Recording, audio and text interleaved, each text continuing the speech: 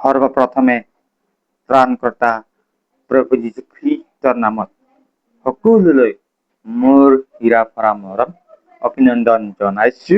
এই সময়ত আমি ঈশ্বৰৰ বাক্যলৈ যাম। আমি এটাই মাত্ৰ পাঠ, মানে একজন মানুহে স্বৰ্গলৈ যোৱা ৰাস্তা বুলি আমি ইয়াত চাম। যেনেকৈ এজন সত্য ঈশ্বৰ আছে, তেনেকৈ স্বৰ্গলৈ এটাই মাত্ৰ বাট আছে। এই ৰাস্তাটো কি? এইটো প্ৰাৰ্থনাৰ দ্বাৰানে? নহয়, প্ৰাৰ্থনাৰে নহয়। এইটো আমাৰ ভাল কৰ্মৰে নহয়। এইটো ধন দি নে? নহয়। এইটো ধন দি নহয়। এইটো আপুনি কৰিব পৰা আটাইতকৈ ভাল কৰ্মটো কৰি নে? নহয়। ই আটাইতকৈ ভাল কৰ্ম কৰি নহয়। তেন্তে স্বৰ্গলৈ যোৱা ৰাস্তাটো কি? প্ৰভু যীশুৱে কৈছে, ময়ে বাট, তেৱে সেই একমাত্ৰ ৰাস্তাটি নে? হয়, তেৱে স্বৰ্গলৈ একমাত্ৰ বাট। সেই জগতৰ কোনো মানৱ নেতাই আমাক স্বৰ্গলৈ যোৱা সেই শুদ্ধ বাটটো দেখুৱাব নোৱাৰে। মাত্ৰ প্ৰভু যীশু খ্ৰীষ্টহে আমাক স্বৰ্গলৈ যোৱা শুদ্ধ পথটো আঙুলিয়াই দেখুৱাইছে। তেৱে বাট। যদি আমি যীশু খ্ৰীষ্টক অনুসৰণ নকৰো, তেন্তে আমি স্বৰ্গলৈ যাব নোৱাৰো। আপুনি এতিয়া এটা সিদ্ধান্তৰ সন্মুখীন হৈছে। আপুনি অনন্ত জীৱনলৈ নিয়া আৰু স্বৰ্গলৈ যোৱা ৰাস্তাটো বাছি ল'ব পাৰে, নাইবা আপুনি নৰকলৈ অৰ্থাৎ অনন্ত মৃত্যুৰ যাতনাৰ ঠাইলৈ যোৱা ৰাস্তাটো বাছি ল'ব পাৰে।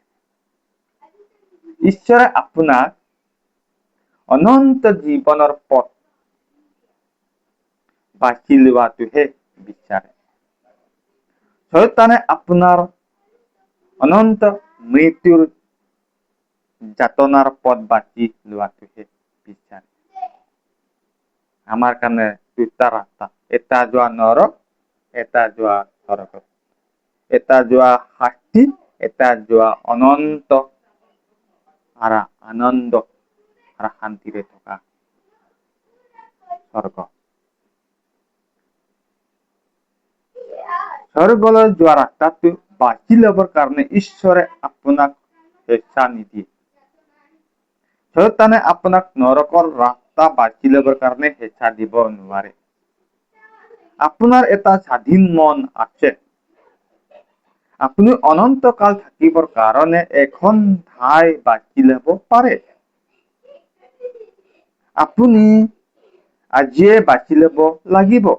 যদি প্ৰভু যীশু খ্ৰীষ্টত আপোনাৰ বিশ্বাস নাই, তেন্তে আপুনি বৰ্তমান নৰকৰ ৰাস্তাতে আছে।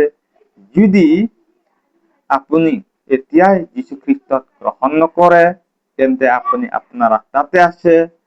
যদি আপুনি এতিয়া যীশু খ্ৰীষ্টক গ্ৰহণ নকৰে, তে আপুনি আপোনাৰ ৰাস্তাই দি নৰকলৈ যাবগে।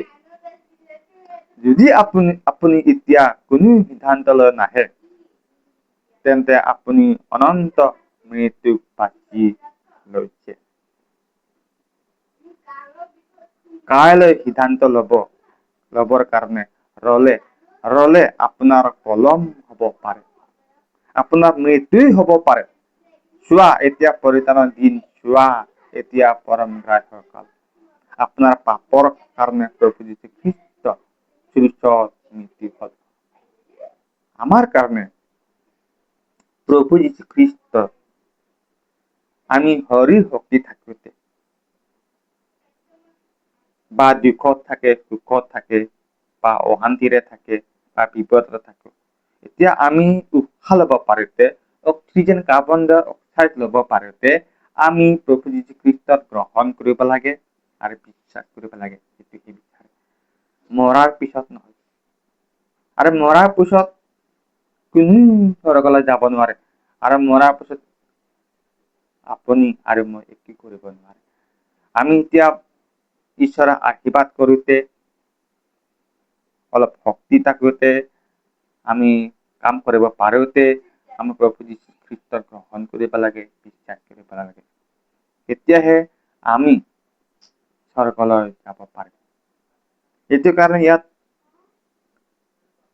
আপোনাৰ সলনি মৰিলে, আপোনাৰ শাস্তি ললে, আমাৰ অধৰ্মবোৰৰ নিমন্তে তেওঁ শিক্ষা হ'ল, আমাৰ অপৰাধবোৰৰ নিমন্তে তেওঁক গুৰি কৰা হ'ল। আপোনাৰ শান্তিজনক শাস্তি তেওঁৰ ওপৰত পৰিল, আৰু তেওঁৰ গাৰ বহা কোবৰ দ্বাৰা আমি সুস্থ হলো। আমি সকলোৱে ভেড়াৰ নিচিনাকৈ অপথে গৈছিলো। ঈশ্বৰে আমাৰ সকলো অপৰাধৰ ভাৰ তেওঁৰ ওপৰত দিলে। সেইজনক আপুনি গ্ৰহণ কৰিব লাগিব। যিজন আপোনাৰ পাপৰ কাৰণে মৰিল, আপুনি নিশ্চয়কৈ ঈশ্বৰক কব লাগিব, মই এজন পাপী, মই নৰকলৈ যাবলৈ যোগ্য হৈছো। মই বিশ্বাস কৰিছো যে যীশুখ্ৰীষ্ট মোৰ পাপৰ কাৰণে মৰিল। আজিৰ পৰা মই তেওঁৰ ত্ৰাণকৰ্তা ৰূপে গ্ৰহণ কৰিছো আৰু তেওঁৰ হৈ জীৱন যাপন কৰিবলৈ বিচাৰো বুলি আপুনি নিজৰ হৃদয় সকলো প্ৰাণেৰে ঈশ্বৰক পৰমেশ্বৰক প্ৰেম কৰিব লাগিব। ঈশ্বৰক উৎসৰ্গ কৰি বিশ্বাস কৰি ঈশ্বৰক উঠাই দিব লাগিব আৰু ক'ব লাগিব, ঈশ্বৰ এজন আৰু পাপী এটা। হয়, এই জগতৰ এজনে সত্য ঈশ্বৰ আছে, অন্য সকলো ঈশ্বৰ মিছা। সেই সত্য ঈশ্বৰলৈ যোৱা প্ৰকৃত বাটও এটা, বেলেগ সকলো বাট মিছা। প্ৰভু যীশুখ্ৰীষ্ট বিশ্বাস কৰক আৰু নিশ্চিত হওক যে আপুনি স্বৰ্গলৈ যোৱা ৰাস্তাতে আছে। প্ৰভু যীশুৱে কৈছে, যিজন মোৰ ওচৰলৈ আহে তেওঁক মই কেতিয়াও বাহিৰ নকৰিম বুলি কৈছে। মোৰ মৰমৰ পিতৃ-মাতৃ আৰু সন্তানবিলাক, যীশুৱে আমাক কৈছে, ময়ে বাট আৰু সত্য আৰু জীৱন। মোৰ যোগেদি নগলে পিতৃ ঈশ্বৰলৈ কোনেও নাযায়। যীশুৱে আমাক ৰাস্তা বনালে। যীশুৰ হাততহে জীৱন, আৰু সেয়েহে স্বৰ্গত লৈ যাব পাৰে। যীশুৰ পিনে আন কতো পৰিত্ৰাণ নাই। যীশুখ্ৰীষ্টই মুক্তিদাতা, উদ্ধাৰকৰ্তা। এই পৃথিৱীত কোনো উদ্ধাৰকৰ্তা নাই। সেইটো কাৰণে যীশুৱে কৈছে, মই তোমাক অতি চৰিত্ৰ কৈছো, মই বাট আৰু সত্য আৰু জীৱন। মোৰ যোগেদি নগলে পিতৃ ঈশ্বৰলৈ কোনেও নাযায়। যীশুৱে বাট যাবলৈ। যদি আপুনি এতিয়া যীশু বিশ্বাস কৰে, এতিয়া যীশুৰ ৰাস্তাটো বিচাৰে বা যীশুৰ পিছে যাব খোজে, যীশুৰ পিছে যাব পাৰিব। সেইকাৰণে যীশুৱে কৈছে, এটাই মাত্ৰ বাট, সেই প্ৰভু যীশু স্বৰ্গলৈ নিব পৰা ৰাস্তা। এই বাক্যৰ যোগেদি সকলো কাৰণে ঈশ্বৰে আশীৰ্বাদ কৰিব।